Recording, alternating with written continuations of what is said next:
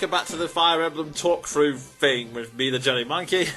And me, Sven the Crusader.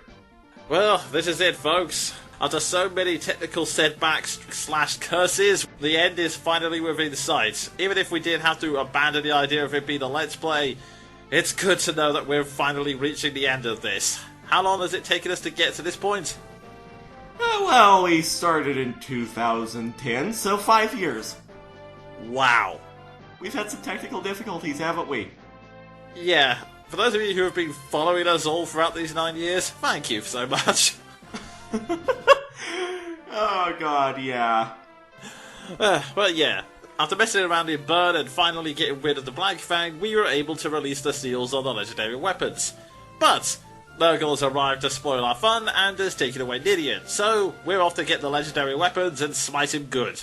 So that leads us into Chapter 30, The Berserker. Or, in Anyone's story, Chapter number I forget offhand, Valorous Roland. This is going to date this video horribly whenever it finally comes out 5 months from now. But I prefer the Berserker because, what can I say? Guts vs. Nightmare Death Battle just came out. Oh yeah, that was a pretty awesome fight to be fair. But anyway, moving on. Yeah, moving swiftly on before I derail this conversation any further. Story-wise, there really isn't much to say about these two chapters. It's pretty much a standard. You enter a dangerous area, you fight off ghosts, and you pick up the legendary weapon, and they warn you that the weapon is semi-dangerous, but we need it. That's pretty much all that happens story-wise, except for one interesting bit at the end of Hector's chapter, but I'll get into that in a moment. Gameplay-wise, it's also fairly simple. You only have a small party. You get 5 in Anyone's chapter and 3 in Hector's chapter. But honestly, it's very simple. Just follow the path you'll be stuck on and avoid the traps.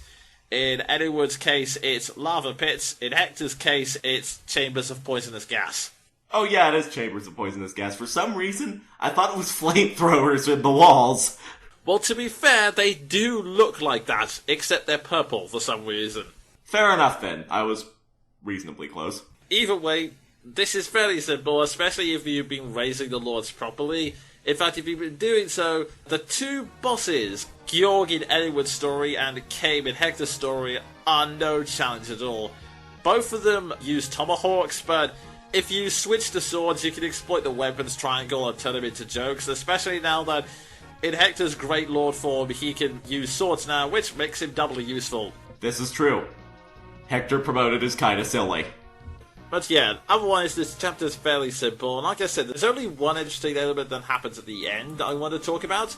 In Hector's story, he comes across the Berserker Nomads, who, whilst Roland is the standard nice hero, let me tell you what Duran, the Berserker Spirit, says. I require no seals. I have no need of the idleness called peace. Power unused is power wasted. Better to lie in the grave than sit in wait. I care not who. I would fight someone. So basically he's a cross between a Sith Lord and Kinpachi.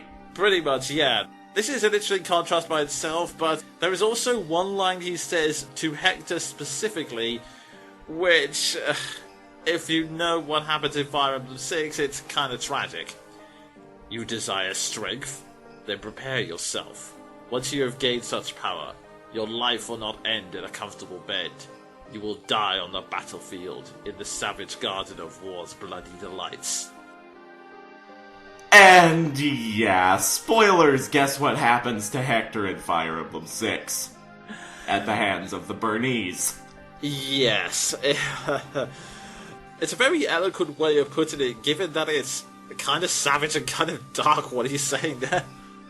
Yeah, and at the same time, whenever you hear this guy say it, it almost seems like that's the way it should be, because it's Hector. That is true. If he was going to go out anywhere, it would be in battle, I think. Yeah, to put it in the most pretentiously poetic way possible, he would not go gentle into that good night. Indeed. So, whichever chapter you do, they all come out of the cave, only to be pounced on by a random ice dragon. not as intimidating as the fire dragons, but still pretty cool looking. Only slight problem is they don't get a chance to do anything, as Eddiewood's legendary weapon, Durandal, briefly takes control of Eddiewood's body and slices the dragon, and not good. Pretty much. That encounter is over very quickly. Yeah, when we were talking before about the legendary weapons being the Fire Emblem equivalent of nukes, these are... and now imagine the fact that they are sentient nukes, and you start to realise why these legendary weapons were sealed up in the first place. Yeah. Man, it's a shame that none of these conversations came up in Fire Emblem 6. They're just like, oh hey, dragon slag weapons, dur-dur-dur. Yeah, I don't think it was until the very end that they brought up the implications, and even then it was like, well, they kind of lost their power, so, what can you do? Yeah. Just as everyone's trying to get a grip on that, Nurgle arrives, because we needed yet another surprise entrance, and he does two things. First, he puts Niles in a trance, and is about to steal him away, but then someone asks him a question now we really should have been asking a while back. Why do you continue to hunt Ninian and Niles? Why do you need them so much? And Nurgle says, well, it's very simple. Humans cannot open Dragon's Gate. Why would humans be able to use something that was designed for dragons? And there's your plot twist, folks. Yeah, and you know what the funny thing about that plot twist is? I think it's a lot more effective for a Western audience. And the reason I say that is because, okay, once you've played like more than one Fire Emblem game, you realise that dragons and other forms of beasts that take human form are actually pretty common. Like, usually in every single Fire Emblem game, there's always one character that can do that, be it the Lagoos in Path of Radiance. There's usually like at least one Manakite, as they're usually called, like someone who becomes a dragon. There was Fire in Fire Emblem 6, who she actually cameos in the Desert chapter, which is something I forgot to mention last time. In Fire Emblem Awakening, there was both Tiki and Panay. But this game was the first one released to the West, and we had no prior knowledge to this, so unless you had imported any of the older games beforehand, you would have absolutely no idea that this was a thing that could happen.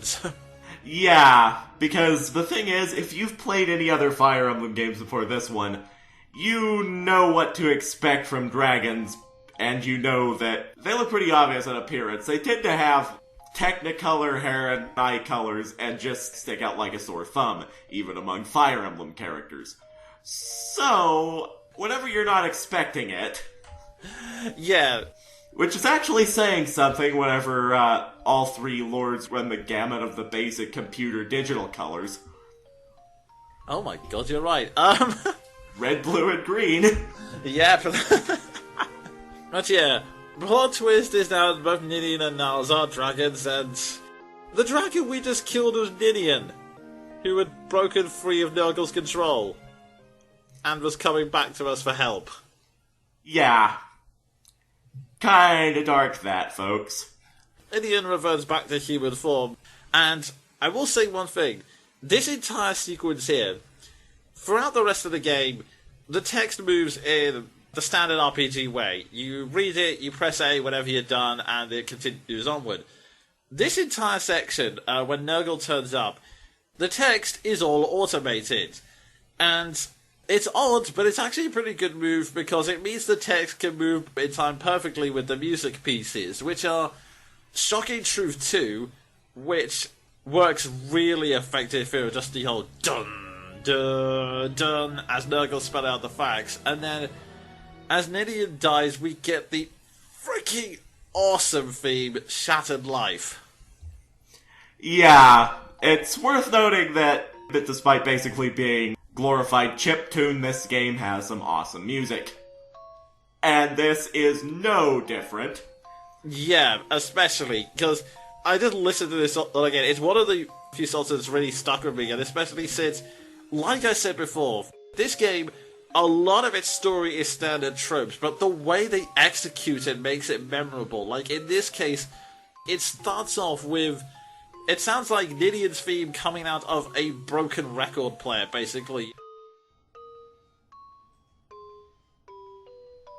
the instant Nidian dies, it stops, and that's when they bring in the swelling strings, as Eddiewood gets a massive cry on Nidian!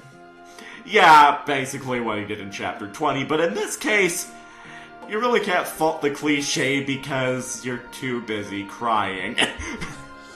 Yeah, but as soon as Shattered Life finished playing, Nurgle decides he hasn't been enough of a git and tries to attack the Lords, but Athos intervenes, but unfortunately his plan was to... I'm sorry, this is an overused internet meme, but it's the only way I can describe the situation. Athos tries to kill him with fire, but apparently he's become immune, so it doesn't really work. Yeah, it's not even terribly satisfying, unfortunately, because the spell doesn't even move his health bar. No, it, takes 5 hit points at most, so...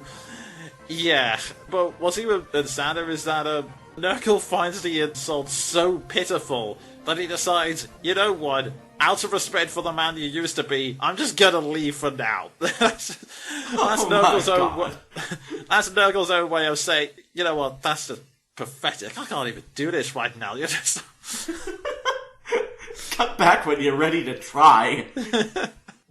So Nurgle disappears and Niles wakes up and, yeah, if you thought this scene was going to handle it quietly, no.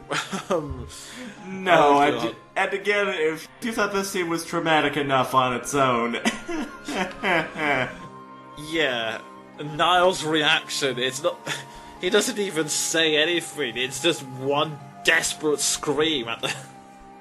Yeah, with accompanying CG screen. Yeah. Well, there's no way out of this, so let's quickly move on to... Chapter 31, Sands of Time. Moving quickly on. Yeah, this is another cooldown chapter. I don't think we need to explain why. Yeah, after that happens. Yeah, everyone decides to go to Castle... This is the problem with a text-based game, because I always pronounced it Osita. How do you pronounce it? I've always pretty much universally thought of it as Ostia. I think that's the biggest problem with text games that don't have voice acting, is that everyone develops their own pronunciation of almost everything. Yeah. I mean, just to go by the names of the dukes, I've heard it pronounced as Marques, Marcres, Marcredi. I eventually started calling him Marquis, and then I realized that's a piece of furniture. Yeah. That's a problem. But anyway, they arrive at Castle Osita, but it turns out Ulfa's not there as he's gone on a conference. Spoilers, whenever they mean he's on a conference, he's just in the other room on Skype. Oh dear. Anyway, You must not disturb Lord Ostia. Anyway, Athos decides to share his backstory, or to be more precise, how he and Nurgle met. Apparently they were both wandering the desert, and the two of them became fast friends because they both desired to find out the truth of this world. They were nerds, basically. Yeah, they were pretty much Dark Age nerds. Well, I guess you could technically call them scholars, but it comes to the same thing. Anyway, him and Athos find the village known as Arcadia, where both humans and dragons exist. And again, this was, I believe they visited it in Fire Emblem 6? Yeah, I think they did. And also now I'm tempted to write an AU in which the timelines diverge and this universe is actually the setting of Skies of Arcadia, like 1,000 years in the future. That would actually be pretty cool, but anyway, I already have enough to write, and that idea is so stupid that I don't even know what to make of it. Yeah, but anyway, so humans and dragons coexist, and then when they arrived at said legendary village, both were amazed by their knowledge, but they had slightly different ideas what to do with it. Athos decided that he wanted to share the dragon's knowledge with the world. Nurgle wanted to become the most powerful thing in the world and kill everyone. As you do? I mean, that's the sort of swerve a Sith Lord would make. Right now I'm thinking of that one infamous scene in Revenge of the Sith. Unlimited power! Yeah, that's the thing about Nurgle. We've not talked about him much as a character, and, well, here's the thing. There's not much to him. I mean, again, I haven't played much of the games before Fire Emblem 7, so anyone can tell me if it was different then, but ever since Fire Emblem 7, with the exception of Leron, the Fire Emblem villains, they're good in the sense that they're very imposing, like, their designs are memorable and you truly believe the threat. Like, I can truly understand people being afraid of Nurgle. He definitely comes across as someone with tremendous power that you're gonna have to go above and beyond to defeat. The problem is, as a character, he's just a maniacal, power-hungry git. I mean, all of these side quests, the stuff with Kizuna, you have to do all of that in order to find out the vague hints about his backstory. And when we get to the final chapter, I'll go deeper into that, but basically, his backstory doesn't really explain or justify why he takes this leap. He just becomes this power-hungry fool who his only goal is to get stronger, but we don't really know why. Is it just to conquer the world, to prove that he's God? He's just, I don't know, it seems kind of odd that he has you're fighting a guy who has an all-consuming fixation on draining power from living things to gain unlimited strength, and not the slightest idea what to do with it once he gets it. Yeah, and the thing is, until I came up to this chapter, I was working under the assumption that he started gaining power and was then corrupted by it, but no, he just made this switch out of nowhere.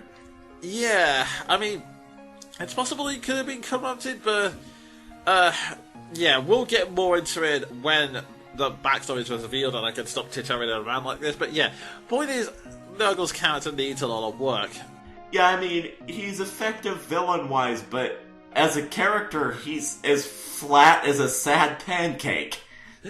Yeah, that's the best way to put it, but we can't go a single chapter about conflict, so Nurgle teleports in a bunch of morphs, and, well, two things about this chapter. First, this is where we finally find out, well, the heroes find out that we've called morphs, the players known about this for a while, but this is also the introduction of one rather infamous boss known as Denning. Who, as I recall, is a meme, and who, as I also recall, is bloody creepy. Yeah, pretty much. Basically, the best way to describe Denning, I'm getting a bit ahead of myself describing the boss, but what the hey. The best way to describe Denning is that he was created for the sole purpose of passing on a message to anyone and friends. And I mean that literally, as his only line of dialogue is, "This is a message from Lord Nurgle. I await you at Dread Isle. This is a message from Lord Nurgle. I await you at Dread Isle. This is a message from..." You get the idea. Yeah, and I don't know how that became a meme, but that became a meme. But yeah, basically, to be fair to Nurgle, this guy is pretty much the only morph that can actually, morph. He is the only one that is just completely blank.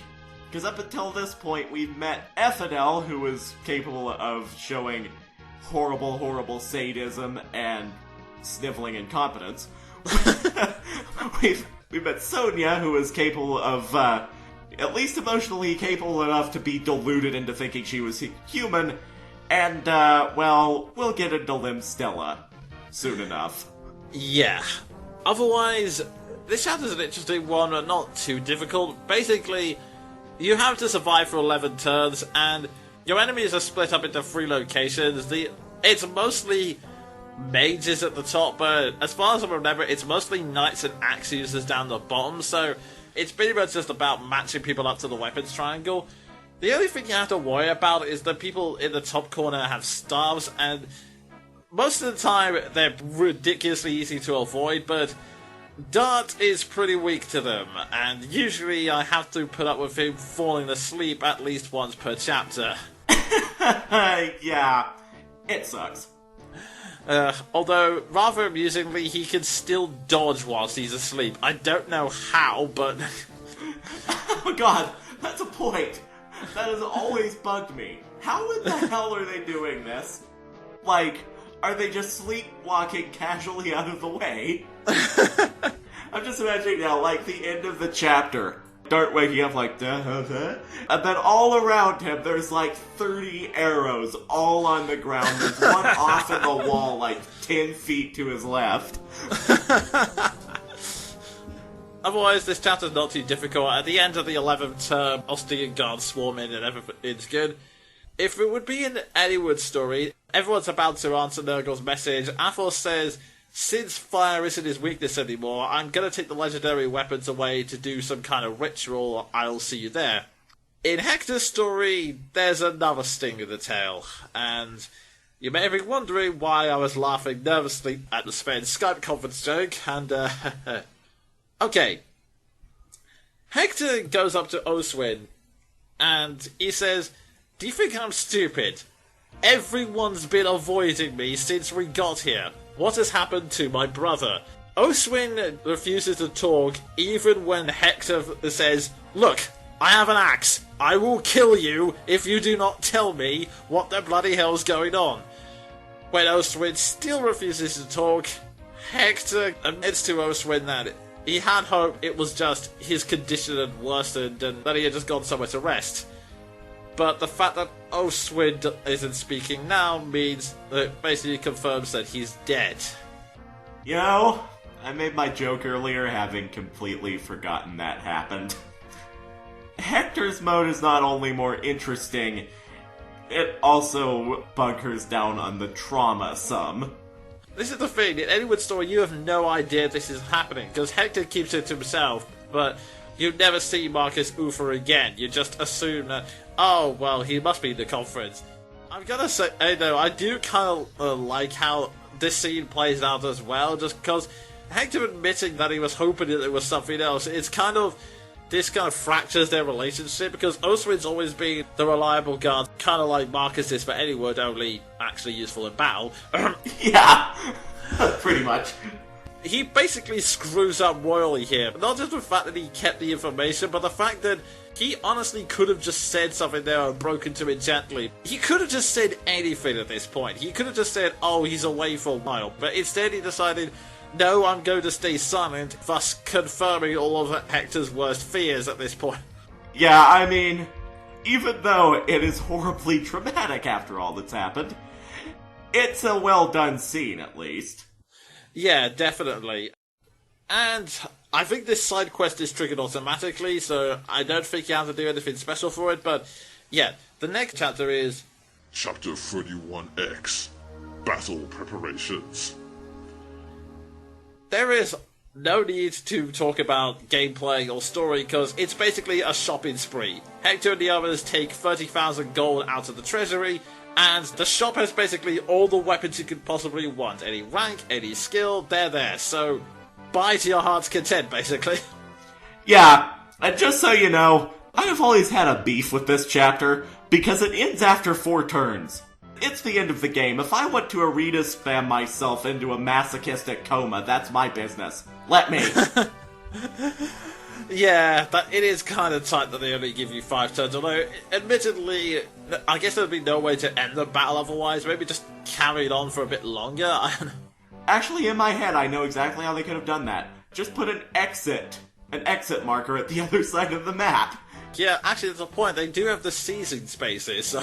So, yeah, that's my only beef with this chapter. It's awesome that you get to pretty much wreck your treasury before the final battle, because, hey, you're not gonna need it now.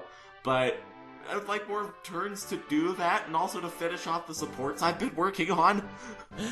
Yeah, that would have been nice. Especially since we get a newcomer in. In the arena, there is a character named Carla who you can recruit. But getting her is kind of a tricky process, so I'm going to take you through it. First, you need Bartray. And Bartray has to be a warrior that's at least level 5. he has to go to the arena, not enter the arena, he has to wait on the exact space. In other words, sacrificing one turn you could have arena spanned in. But anyway, Carla will then show up, and they will engage in a 3-round battle. And both have to survive the fight. So what I recommend doing is equipping Bartray with an iron bow and the iron rune, so that Carla can't perform the criticals on you, and Bartray can't do any damage. So they will all survive the fight, and then Carla knows how much stronger Bartray has gotten and will join your team then. I'm gonna say, aside from this being an absolute pain in the arse of a recruitment process, yeah, this is unnecessarily complicated. Yeah, aside from this being a pain in the ass, I honestly think Carla is a wasted opportunity. Like, here's the thing, Carla is actually kind of important, more so than the ridiculous requirements would have you believe.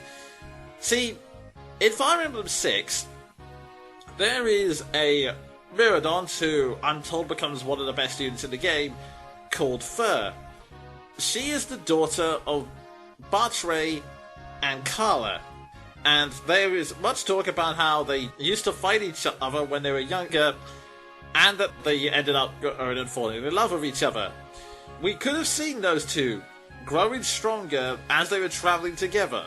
We could have had time to develop their ace support instead of what you have to do now, which is try and raise their support in literally the last 3 chapters of the game, keeping in mind you can only do 1 support per chapter. Yeah, I don't get why they had to have her come in at the last possible moment.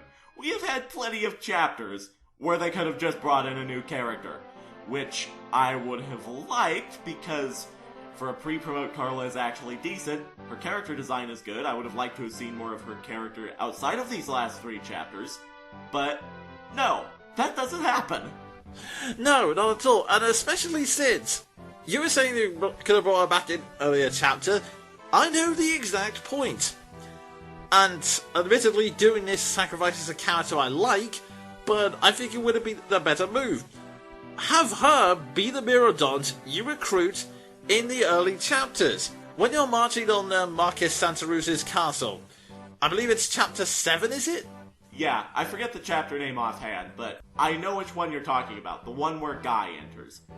Yeah, I like Guy, but at the same time, Guy doesn't really contribute much to the plot, and really, the only reason he comes up is so that he can loudly announce, "Oh, I don't want to have money again because the last time that happened I was only saved by a random thief. I wonder what his name is. His name was Matthew. Now I remember this," Yeah, I mean, Guy is a good character.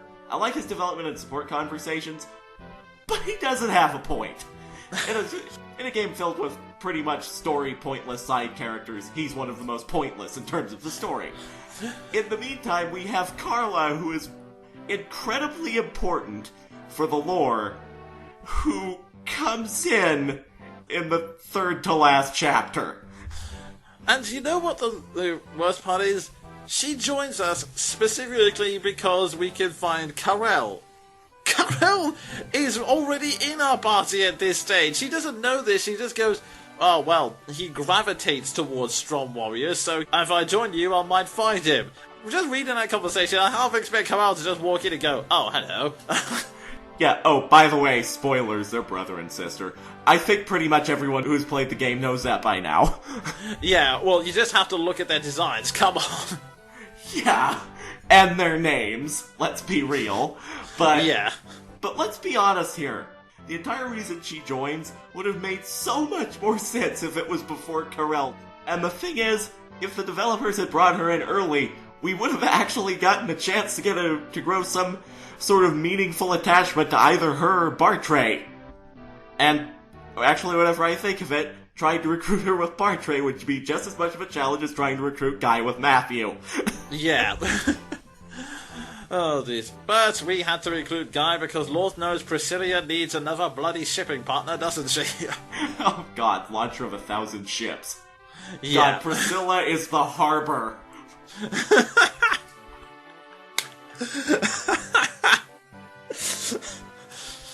Oh, jeez. You know, if we were anywhere near that level of popularity, I would want that to be a t-shirt along with Scotty third only to the Black Fang. Oh god.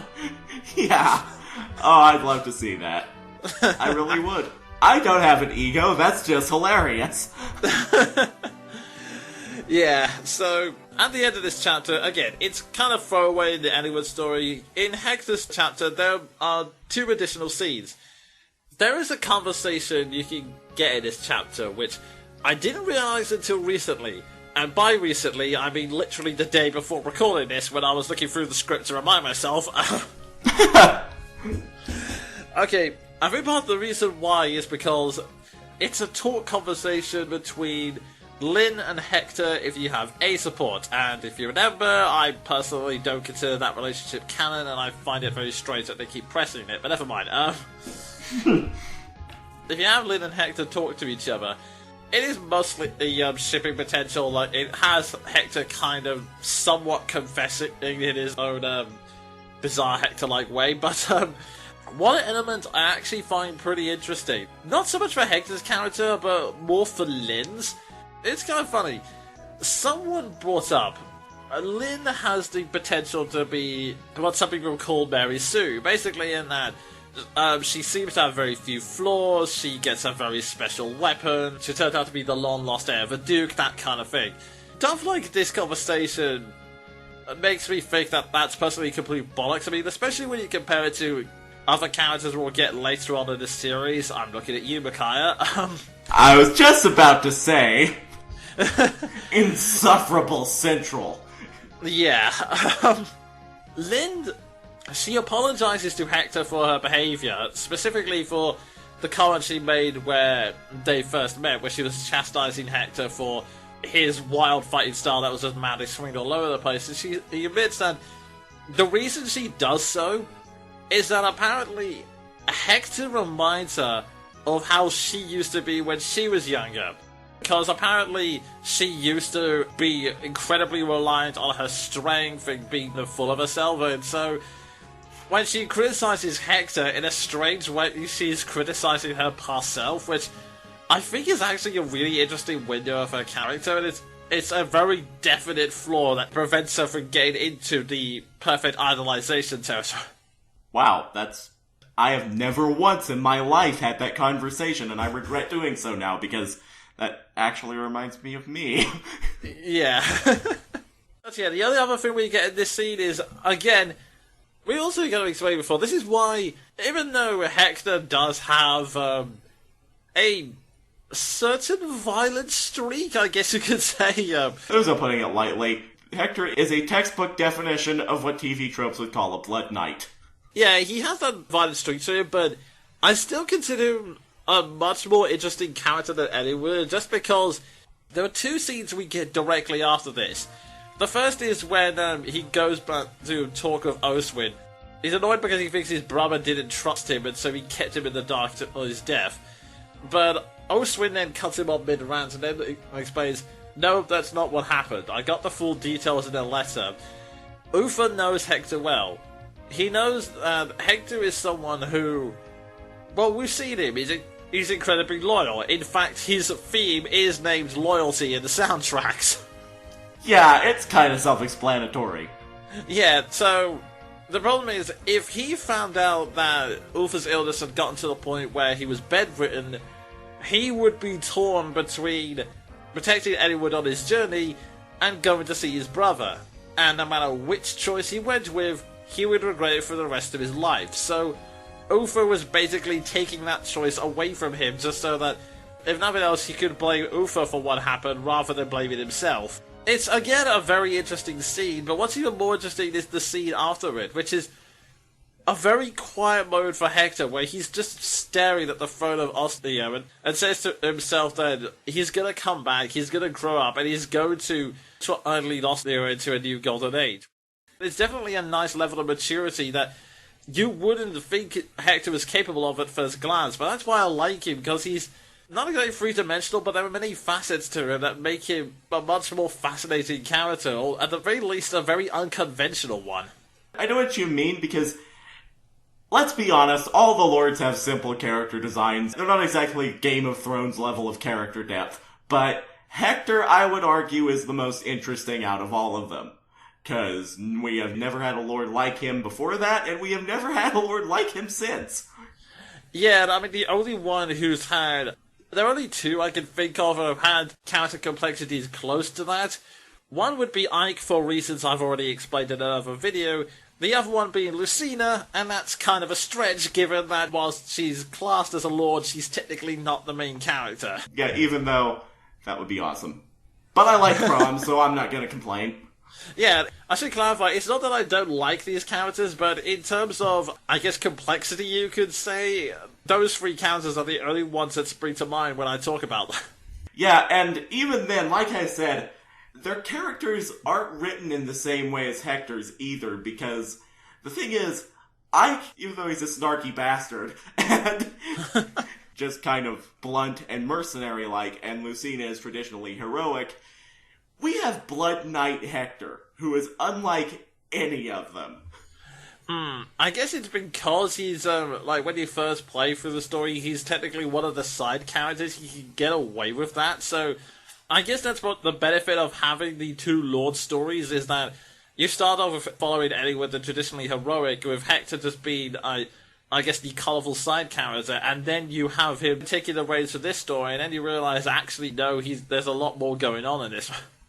Yeah, and weirdly enough, I think the story gains much more from having Hector as the lead character.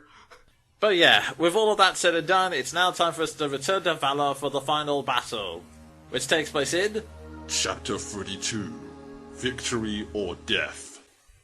So, to quickly establish what Nurgle's doing, whilst he's waiting for our heroes to come to him, because of what's happened, he's able to pour Quintessence into Ninian's Dragonstone and open the gate himself, so he no longer needs the twins. The problem is, he needs a bit more Quintessence in order to take on dragons, and unfortunately, as it turns out, our little group has now become so strong that if he kills anyone in his band, or anyone in Friends, as Stella refers to them, he will become all powerful, so he's gotten to the stage where he's sitting back and waiting for the Quintessence to come to him. And to do this, he gives Stella a power boost. She'll die by the end of the day, but apparently she has maximum strength and beauty now. You know, I don't know why Fire Emblem villains feel the need to include that latter note all the time. Like, we had Fire Emblem 9 and Oliver was just based around that entire concept, which was disturbing because he was hideous. Yeah, I think he's the one character I've absolutely refused to recruit in the Fire Emblem history, but... Likewise. Getting back to our heroes, once again they team up with Vargas to take them to the Dreadnought, because apparently pirates are for hire now. And once again, the most badass ferryman ever. So Vargas says farewell to everyone, and if Dart's still alive, you get a scene between him and Dart, which is a nice touch. But then, as they're leaving, he literally goes, "Oh shoot, I meant to give them something really, really important." Oh god. That is one hell of a time there, Vargas.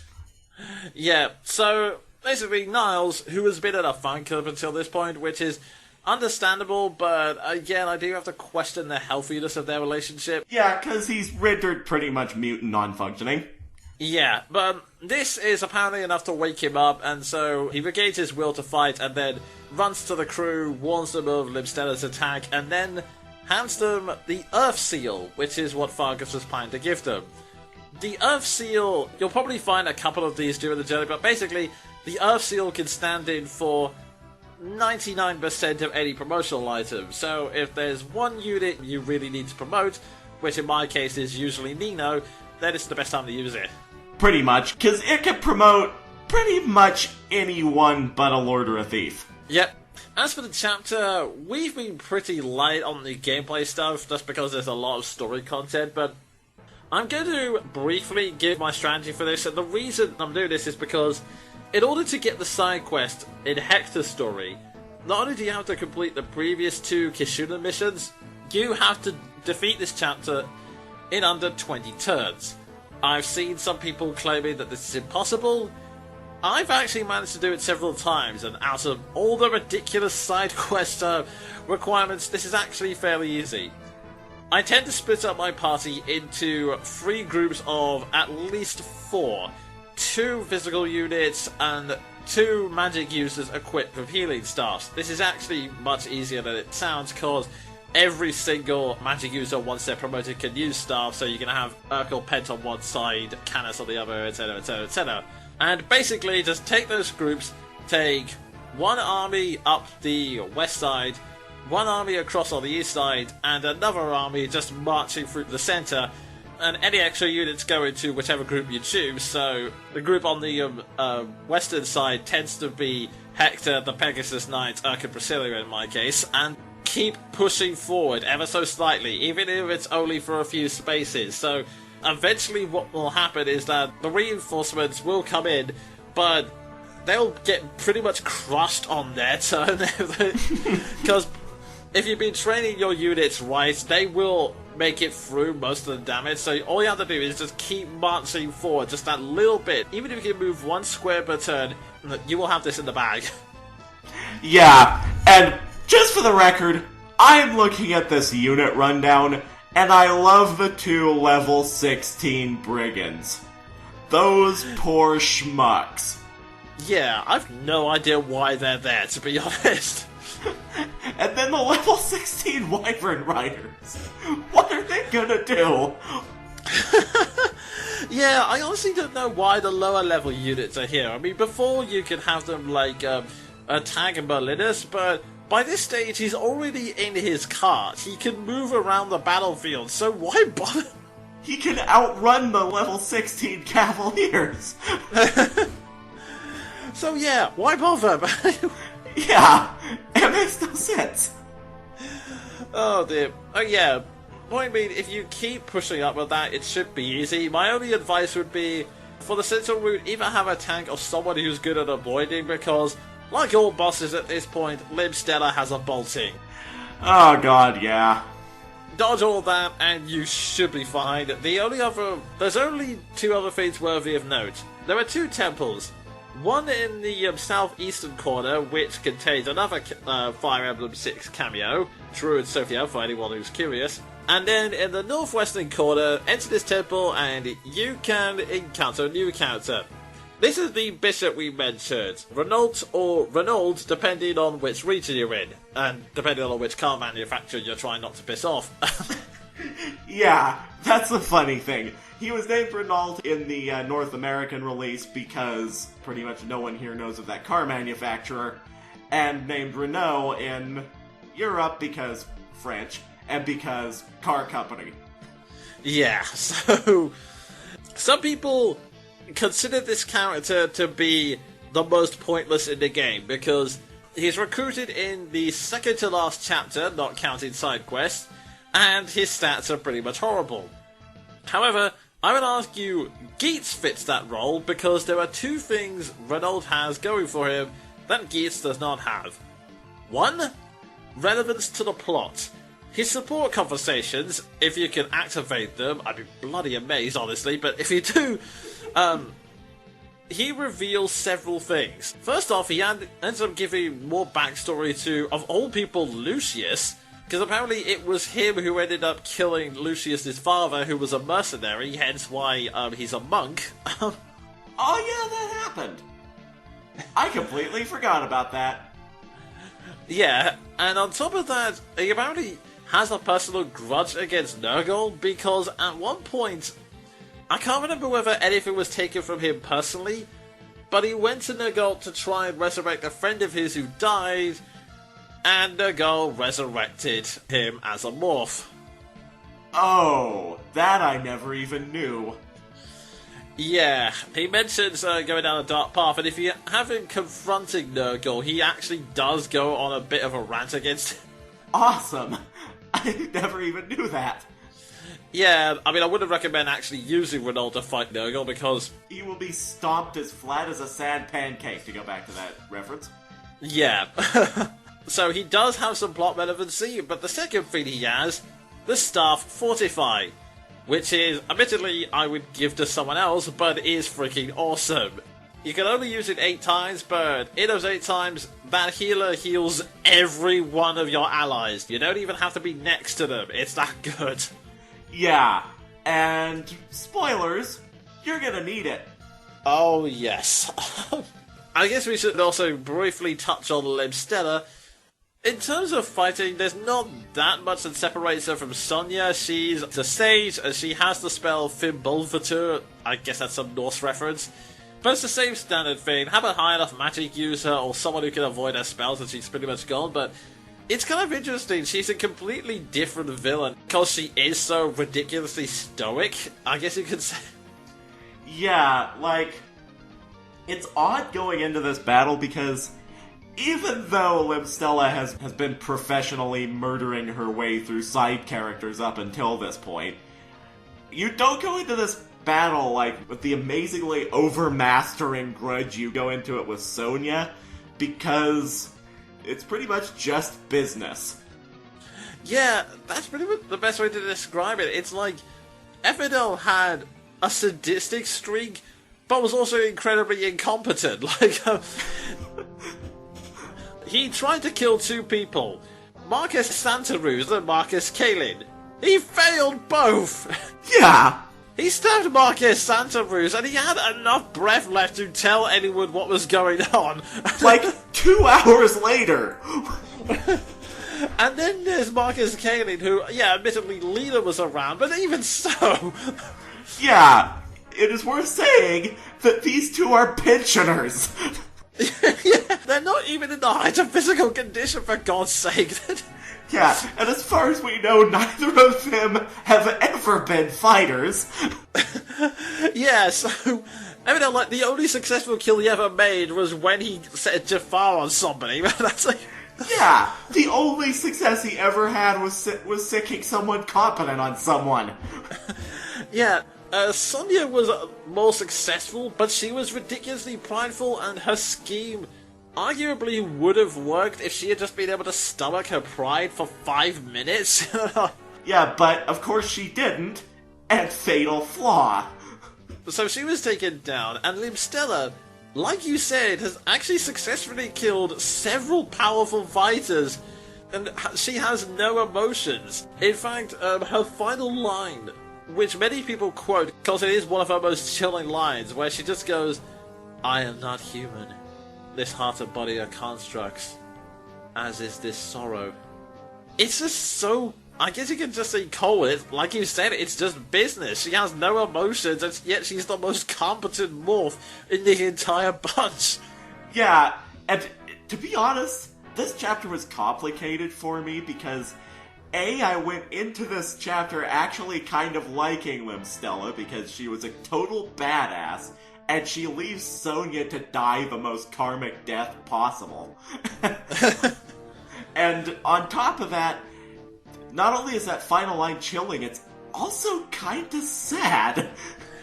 Yeah, that is actually kind of true, the fact that unlike Sonya, who is boasting about, "Oh, I'm human, you puppet," she's actually fully aware of what she is. Yeah, like, I don't know, it seems like a fitting, if bizarrely sad send-off.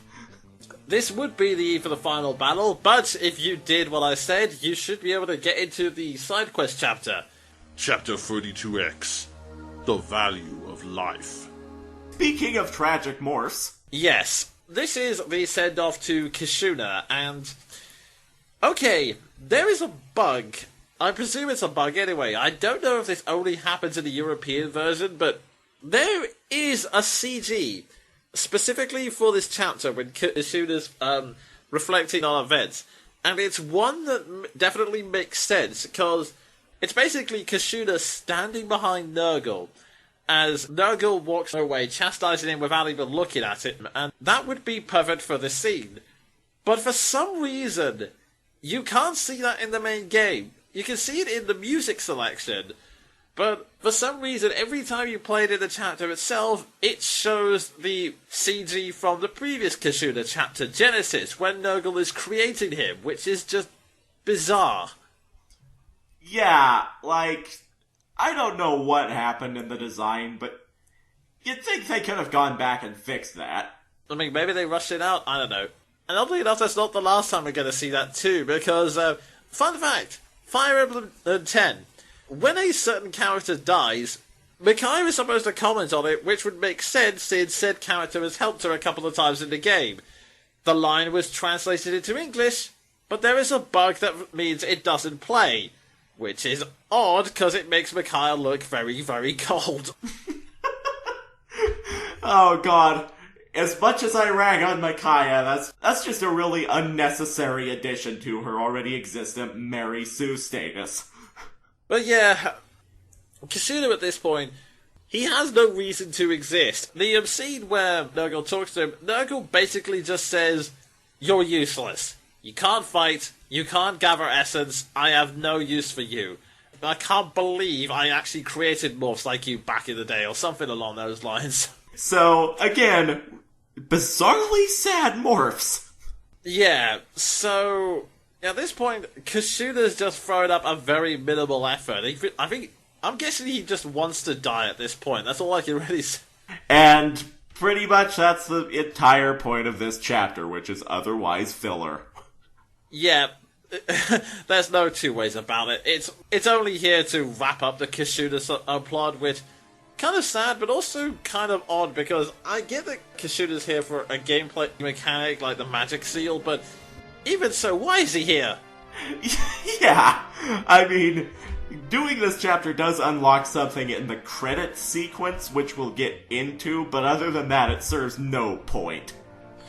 Yeah, well, just Kizuna as a character, I mean, it vaguely gives us the origin of the morphs, or at least how they were created, but at the same time doesn't, because we already get more fuller explanations in the main story.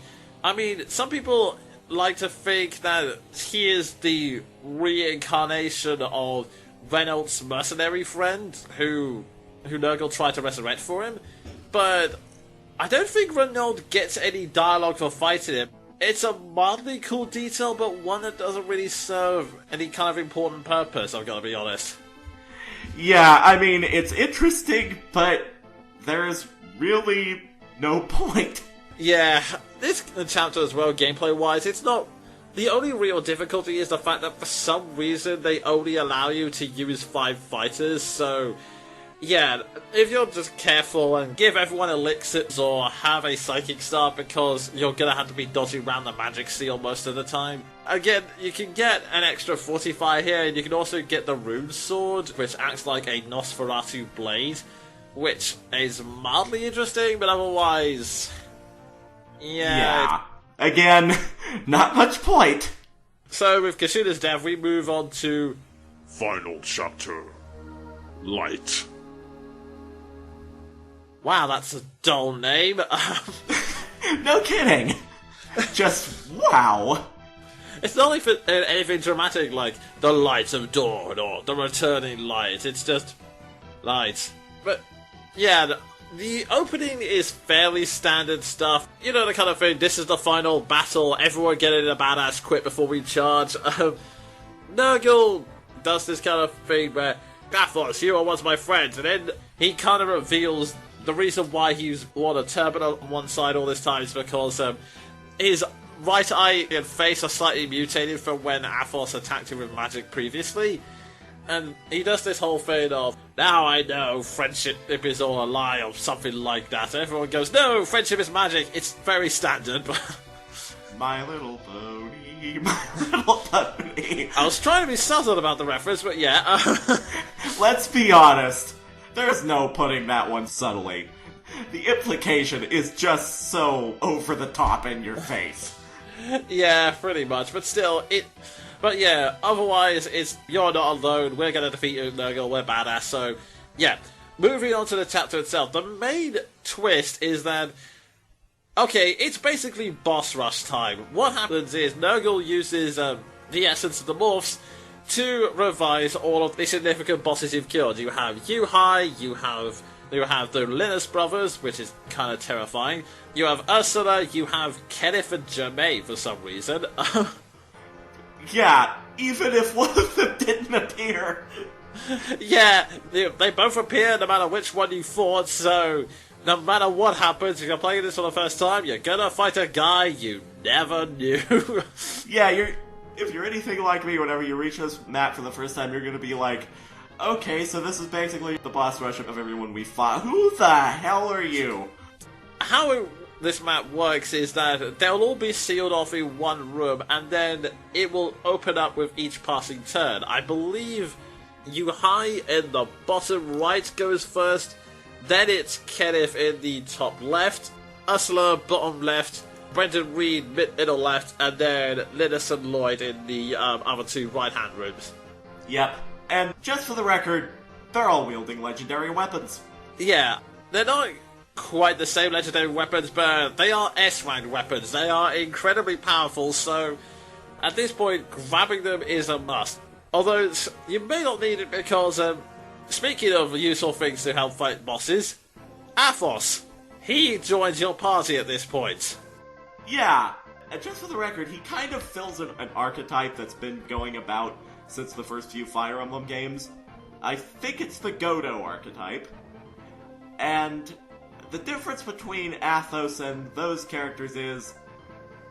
holy crap, Athos! Yeah, this guy is insane. He is an Arcsage class, which you can't get anywhere else in the game. He has maximum HP, very high speed, ridiculously high magic stats. He can use any tome, light, dark, doesn't matter, and he can use any staff, again, doesn't matter which. So, basically, if you have been doing absolutely terribly and none of your units are up to stuff, no worries, you've got a guy who can take care of most of the map for you. If I'm going to use him at all, I usually just have him deal with Kenneth just to get him out of the way, because really, who wants to bother with Kenneth at this point? And, yeah, just like in his actual chapter. I mean, what? Yeah, and later on, as much as I love Priscilla as a healer, have you seen this guy's magic stat? You can probably heal everyone with just a psychic at this point. Yeah. But yeah, point is, if you just want to make an absolute mockery of the map, Athos is your man because he is an Arcsage in the pre-third tier games with the stats of an Arcsage from Fire Emblem 10. Yeah, so he's pretty damn powerful. There is one other gameplay bit about this chapter I will warn you about in advance. There are some reinforcements. I always forget about them because I'm so focused on the bosses, but they do arrive and they can screw you over if you're not careful. The first are 3 generals who always pop in the very bottom spaces, I believe sometime after the final door opens. So basically, yeah, don't leave units behind in that area. The second are a bunch of sages and druids who pop out. The druid is especially annoying. Well, okay, here's the best way to describe this. Usually he's not that annoying. He has a berserk staff, which usually misses because it's crap. However, there is one moment during my original recording, because I actually did finish the game at one point, and then I lost a lot of the intermediate files, meaning I couldn't carry on like I had planned, but during, again, what is known as the Great Hard Drive Crash of 2013, and I'd expected to go after Athos and the Lords I was sending up there. Instead, he uses the Berserk Staff, and I was thinking, okay, 30% chance to hit. What the hell? Who the hell has that? He's going after darts. It's hit! Oh, crap! Oh god, that sucks. There's no two ways about it. Basically, for those who don't know, the Berserk stat means you lose control of that unit and he will attack anything that's within attack radius. The rest of that gameplay footage was the Lords going off to finish the final battle, whilst all of the other units are desperately going, run away! Run away! Oh god, yeah. Fun fact. Oh no, I'll save that for the next chapter. Because I have a similar story. Oh god. So, yeah, all of this, when you finally deal with all that, right at the very back is Nurgle, and yeah, he is another unique class, the Dark Druid, and He has a very high magic stat, and he also has, Ereshkigal? Dark spell! Yeah. He has a very powerful dark spell! Yeah, speaking of mythological names we can't pronounce, I mean, no offense to anyone who speaks Arabic, but dear God. Yeah, if you send the wrong unit against them, he will wreck them, so be forewarned. Yeah, he will stomp all over their faces. In the words of Kikoskia in the Mountain Blade LP, he will literally eat their face. Like, their entire face. Yeah, he is incredibly powerful. If you want to take the easy option, you can just send Athos there with whichever light spell he has, and that will take care of him. That's one way you can go about it, but I think the best option would be to set up the Lords. Unfortunately, Lyn doesn't get a legendary weapon until right at the beginning of this chapter, and it's actually kind of a shite one, so... Sadly enough. Even though the animation's really cool. Yeah, the animation's amazing, and I definitely use her to take on Brendan Reed, but otherwise, she's not going to do much against the bosses this chapter, I'm afraid to say. But I would probably use Hector and have someone heal him every once in a while to make up for his resistance.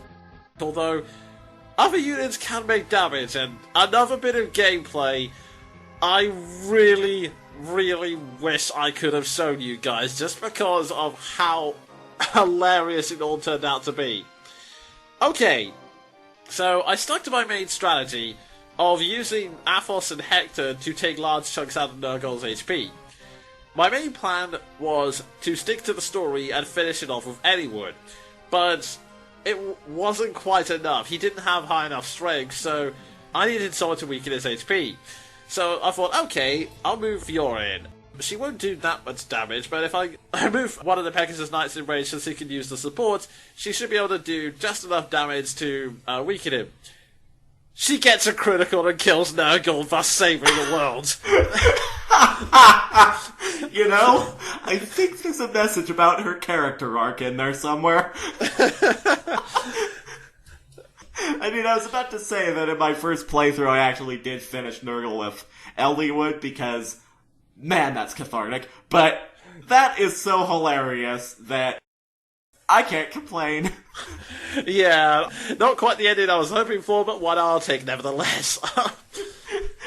And bizarrely fitting after the way she was recruited. Oh yeah, you're right, I didn't think about it that way, but... Yeah, entire unit killed by the Black Fang. Oops, there goes the Black Fang. Oh, wow. Yeah. As Nurgle dies, if you completed all of the side quests, at least the super secret 19XX chapter, Nurgle will have some additional lines to his death dialogue, which do add a little bit more insight into his character. Unfortunately, they were mistranslated. See, in the Japanese version, Quintessence was referred to as ether, and as he's dying, Nurgle says the word Anea. So the translation assumed that's what he was referring to, and have it so that he asks himself, Why did I want so much power? Quintessence? I don't understand. Anea is a character's name. More specifically, Nurgle's wife. Yeah. That was not a very good line to mistranslate. Yeah, and this is what we were referring to earlier. The basic backstory is, Nurgle had a wife who was a dragon. Well, I don't know if they were ever actually married, they're a romantic partner at the very least. This is the reason why he was able to call Niles and Ninian through the portal, because even if they didn't exactly twig two and two together, the voice was familiar enough for them to believe it and follow through the gate. If you get this dialogue, you also get a scene afterwards where Niles says, I'm crying, but I don't know why. I think the implications of this are becoming clear. Yeah, Nurgle is the father of Ninian and Niles, or at least the implied father. He lost his wife, and he assumed his children were lost, so he was trying to get power. For what? I don't know. On the one hand, you could say it's incredibly tragic. This line, Anea, I don't understand, it implies that he doesn't even know why he's getting power anymore. He's become so consumed that he's lost his original purpose. But here's the thing. Because of that, he's just someone going around doing evil for the sake of it. He has no end goal. Whatever end goal he had, he lost. And even then, we don't really know what his end goal was. Was he trying to get Quintessence to revive Anir? Because he never talked about bringing dragons back from the dead. Was it to get revenge on those who killed his family? That can't be right. He, Athos, and Bramond are the only ones who lived since that era. Anyone else is long dead. So, what the hell? That's the thing. As far as end goals go, he literally does not have one anymore. Yeah, apart from just getting stronger. So, that's the double-edged sword. Nurgle is an intimidating villain, but in terms of character, like Sven said, he's incredibly flat. There's nothing there. God, you know what's really sad? The main antagonist of Fire Emblem 8 had more character than he does. Yeah. I mean, admittedly, that characterization was incredibly inconsistent, but... Yeah, but in the end, what I can say about Nurgle is he wasn't exactly the best of antagonists, but at least he wasn't a joke like Ashnard. Or even worse, Vidar. Oh god, him. You will be a part of my plan, and it hasn't twigged to me that you don't want to be part of this plan.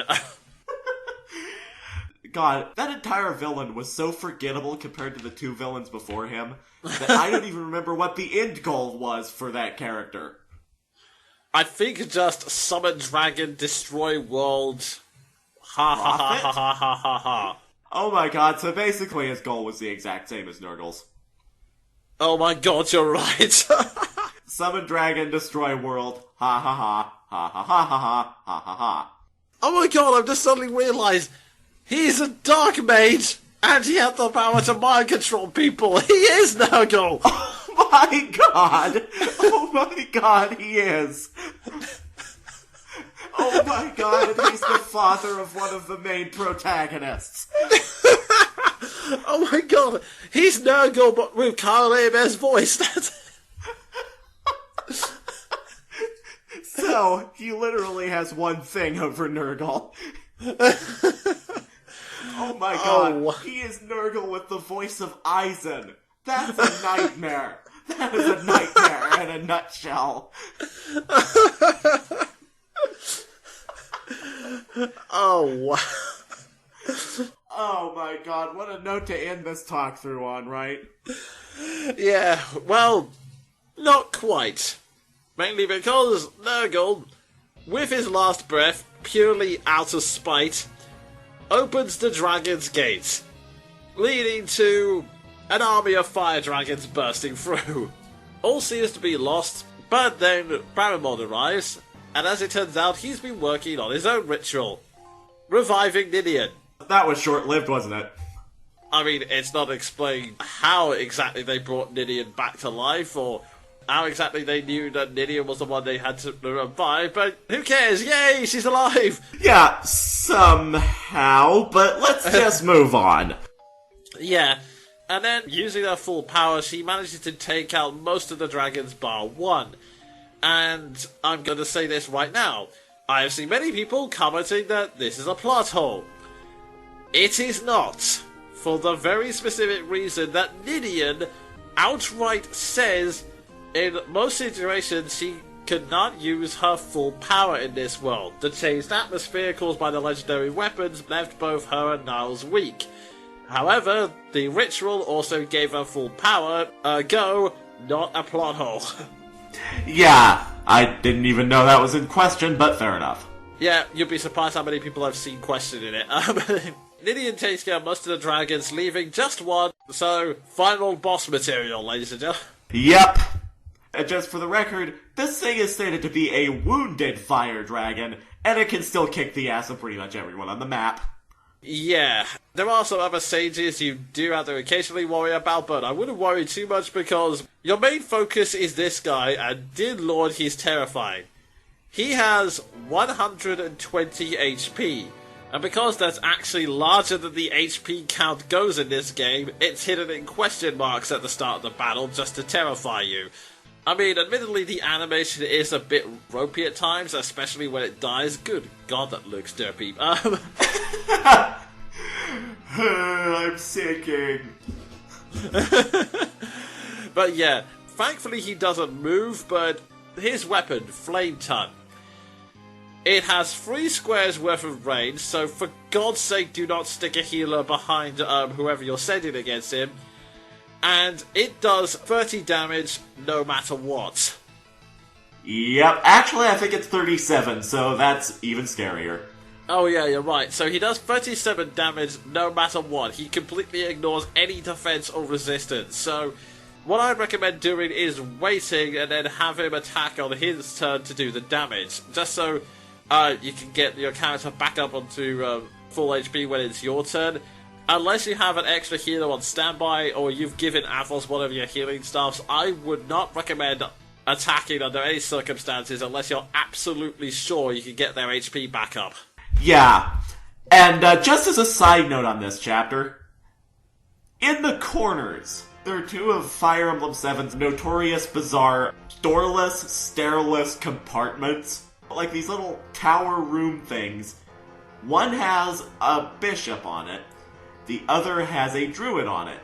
The druid in question has a berserk staff, thus leading into the story that I mentioned I had to tell about berserk staffs. And guess who is the target of this story? Dart!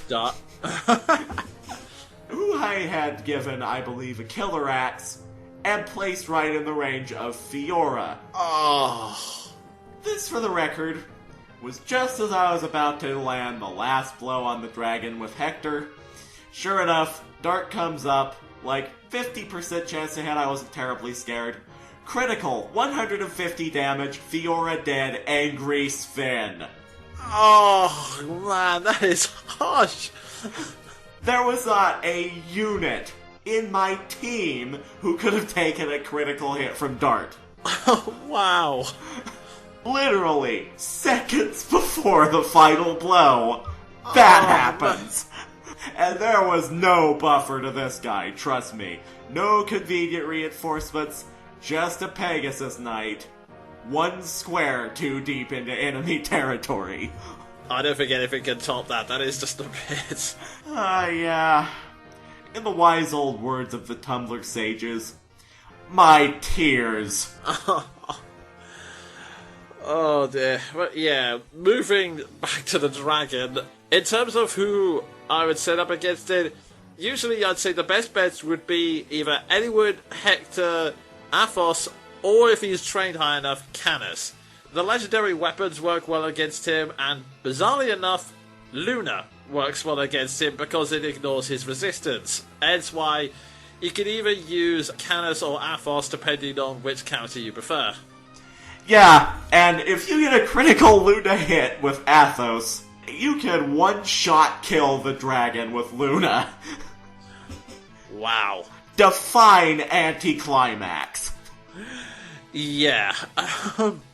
I wish I'd done that in my first playthrough of that chapter, because then maybe Fiora would have lived. Aww. Yeah, once you do finally take out the dragon and watch his derpy death animation. No, I'm melting. What a world, what a world. I'm sinking and I've broken my neck. Help, I've fallen and I can't get up. Yeah, long story short, it's dead, and Athos apparently expended all of his remaining energies and quickly dies. And rather bizarrely, he decides, you know what, as I die, I'm going to share the future. Wait, someone else is invading? Come on! Damn it, Zephiel. You couldn't let an old man have his peace. Nope. You couldn't let Fiora's sacrifice be for something. Yeah, so Athos and Nidian get involved, and basically, it's a massive foreshadowing to Fire Emblem 6. In fact, it basically spells out, in the future, Once again, something from Bern comes to almost destroy the world. But again, from Lycia, someone will come and save the day. Oh my god, yeah, and you know what's really sad about this? This foreshadowing is utterly meaningless to a Western audience. Utterly meaningless. Well, not just meaningless, aggravating, because Fire Emblem 6 is the game that stars Roy, the Smash Bros. Character that got people to buy this game in the first place. Yeah, the Smash Bros. Character who got me to buy this character in the first place because I thought Elliewood was Roy. Same. Oops. So, yeah, there's all of that build-up, and we never got to see it. Countless fan petitions later, and they still steadfastly refuse to release Fire Emblem 6. I mean, I'd be happy with it as a digital download at this point. I mean, they've already brought over games that were Japanese exclusives, or, in the case of Ogre Battle 64, American exclusives. Yeah, and hell, do you realize, Intelligent Systems, how much money you could make off of a 3DS remake of Fire Emblem 6? That would be awesome! Oh, my poor heart. Be still my beating heart. Yeah, on that sad note, the twins that say, in order to prevent any more dragons coming over, at least through Dragon's Gate, we can seal it, but it has to be done from the other side. So, if you were playing the game normally, this would be when the two twins give a tearful goodbye and then just seal the gate permanently. However, if you have a support with Ninian and Elliewood, Niles quickly catches on that Ninian would want to stay with Ninian. No.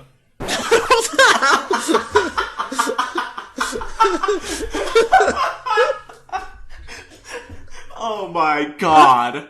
Oh my god, the final episode. Wow. Oh my god. Oh my god. We realize that Vadar... Vadar? Vadar! Oh my god. Vadar from the Mountain Blade LP of all things. Oh my god. Oh, I actually have tears in my eyes. Oh, we've gone from Nurgle being the same as the villain of Fire Emblem Awakening to Clone Cest. That was perhaps one of the best moments we've ever had in any talk-through.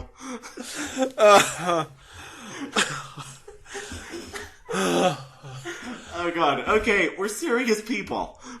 I deserve to be here. I am a serious podcaster. Okay. Okay. Niles catches on to the fact that Ninian, despite the fact that her body cannot survive for very long in the world of Ellie, wants to stay with Elliewood. So, he decides that technically, with his power alone, he can shut the gate on the other side. And so he sacrifices himself and says, I'll do it alone, you have a long and happy life for as long as you can with Lord Elliewood. Which, okay, cool move, dude. Yeah, and admittedly, I think this turns out well for both of them, because now Niles can live on his own without the constant threat of falling halfway comatose because Ninian, I don't know, a bit ill that day. Oh god, Ninian's 5 minutes late coming back from shopping! I've lost my memory! Herc collapse. Yeah, it's definitely healthier for them. And so, we end with the awesome image of the group walking out and them seeing the light of dawn, even though originally it was daylight when they came in, so unless the battle took all night. Regardless, it's a visually awesome scene. So you end with a pretty cool CG.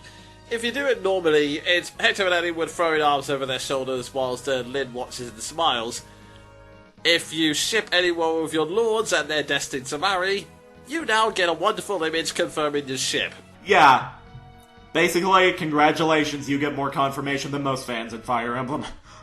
Credits roll, and we get some scenes that are yet more Fire Emblem 6 foreshadowing, but oh my god, these scenes.